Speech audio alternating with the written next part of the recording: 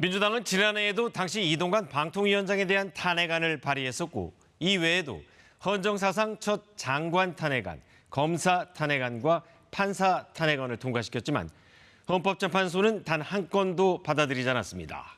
국민의힘은 민주당이 습관성 탄핵병에 걸렸다면서 입법권 남용이라고 비판했습니다. 박원기 기자입니다. 더불어민주당이 언론의 자유 침해 등을 이유로 이동관 당시 방송통신위원장에 대한 탄핵안 표결을 시도한 건 지난해 12월. 이 위원장의 자진 사퇴로 표결이 무산되자 당시 민주당은 격앙했습니다. 2인 독임제 형태의 결정은 다 위법한 형태이고 또다시 중대한 결정을 한다면 제2, 제3의 이동관 모두 탄핵시키겠습니다. 상임위원 5명 중 대통령 지명위원 2명만 채워진 상황이 이어지는 중에 주요 의사결정이 이뤄진 데 대해 그동안 야당은 반발해왔습니다. 그러나 방통위법 개정안 제안 이유에서 민주당이 2인의 출석만으로 의결이 가능하다라고 밝힌 걸 두고 여야의 공방이 벌어지기도 했습니다.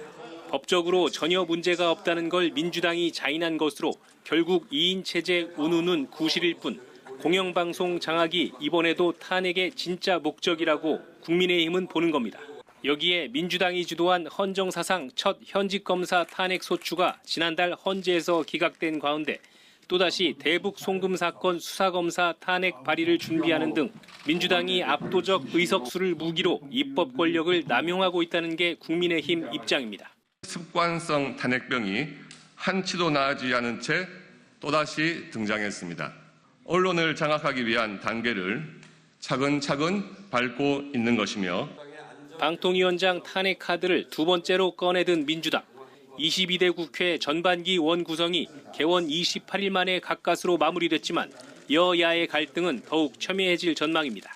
KBS 뉴스 박원기입니다.